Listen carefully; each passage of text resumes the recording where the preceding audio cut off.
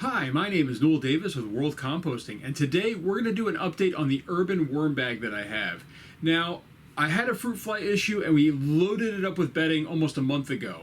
And at this point, I have been opening it up, checking for fruit flies, and then, closing the bin back up. Now, what I want to show you here is what I've been doing though. I feel like I have been sort of just doing this process on the side without really telling you what's going on, because an urban worm bag is a little bit different than my other containers that are open where fruit flies can actually get out of them and then maybe can't get back in. The urban worm bag is sealed on top, and because of that the fruit flies can't get out, so they're sort of stuck in there.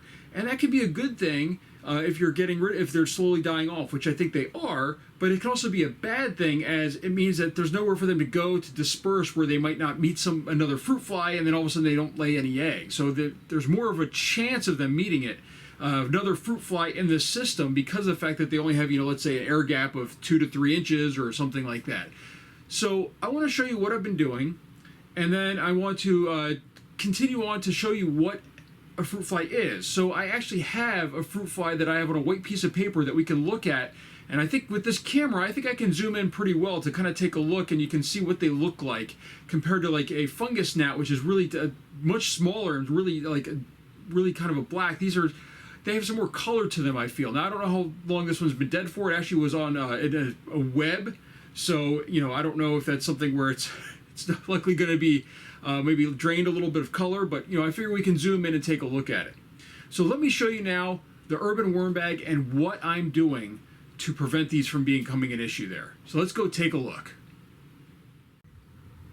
Alright, so here's our urban worm bag. First thing I do want to show here is off to the side I have my bug light that I actually keep right near the bins when I'm doing this, because I do find that these actually attract a lot of insects into them, including these fruit flies. I usually find these screens in here covered when I'm doing stuff like this, or I have fruit fly issues. So I put that right off to the side, and I have this actually on one of the joists right over here. Now, when opening this up, the first thing I'm going to do, and I've already done this before I started this, so I don't have to make a lot of noise, I can just talk about it, but I have my shop vac ready to go. And I have the nozzle pointed upward on here when I'm doing this. So I'm going to open this up. Hopefully we're not going to see any fruit flies in there, since I just went through and sort of did my my pat down, but we'll see. Maybe there might be one or two. So we open this up, and as you can tell, this is very dry.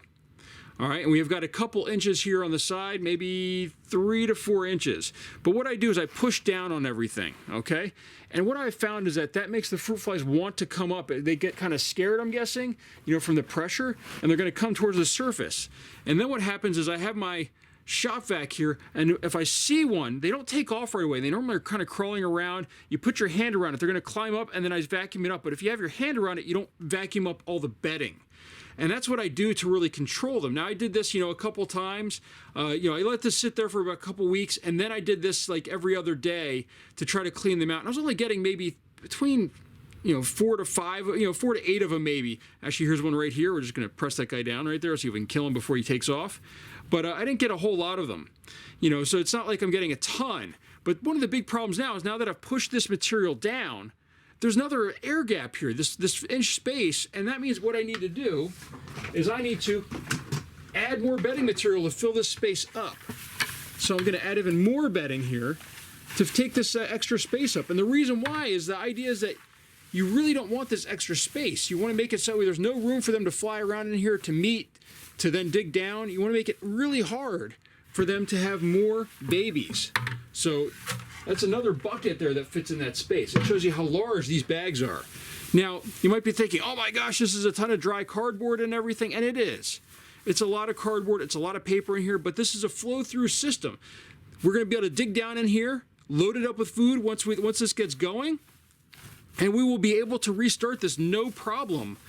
Once, with the worms down in the bottom. There's a huge wet section down in the bottom that's going to be where they're going to congregate. We're going to dig down in here once these fruit flies are gone. We dig down in, we load it up with food, and the worms are going to come up. This is all going to get saturated with water. It'll be fine. It takes time, but this is the right way to do it, I feel.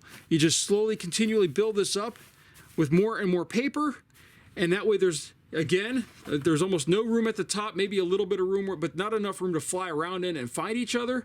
And it's going to make them even harder to breed, harder to lay, more eggs or larvae down in here. And that way there's going to be less of them, and that way we can get this system going. So I think this is pretty close. I want to say maybe, in another week or two, we might be able to get moving on this system again and start digging it up, see how the worms are doing, and then start getting this filled with food. I've got a lot of food to go into these systems, and I really need to get them working, but I need this urban worm bag, and I need my vermi bag to be fruit fly free. I don't want to just feed fruit flies in here forever. So it takes time, but this is the way to go. And the more paper you add, the quicker this tends to go. So the deeper the material, the harder it is for them to get out, the quicker they're gone. So thank you for watching. If you have questions, please let me know about this bin. But now, what I want to show you, I'm going to close this up though before we go here, is I said that I would show you what a fruit fly looks like. So I'm going to see if this will show up here on the screen. So on this piece of paper here is a fruit fly. Let me zoom in the other way here. Let's just see if this will focus. I think that's focused right there. So you can see what this fruit fly looks like. They're pretty big. I mean, this is my finger right next to it, so they're fairly large compared to a fungus gnat, which is a lot smaller. Fungus gnats almost look like dots. So I haven't had an issue with those in here, but I have with these fruit flies. Now the coloring is sort of gone. Normally they have some banding on the sides, and you can see that it has a leg, and you can see the wings and everything. So that's what these look like, just so you can see. They're not nearly as tiny as people think. The fungus gnats are what are really tiny. And for that, BTI is supposed to be a solution and recommends it even on the bottle. So I would highly recommend adding that stuff to your bins if you want to prevent fungus gnats. But fruit flies are a little bit different. They need a different solution to get rid of them. So thank you for watching. And again, if you have questions or if you have any advice on fruit flies that you want to give out, please leave a comment down below.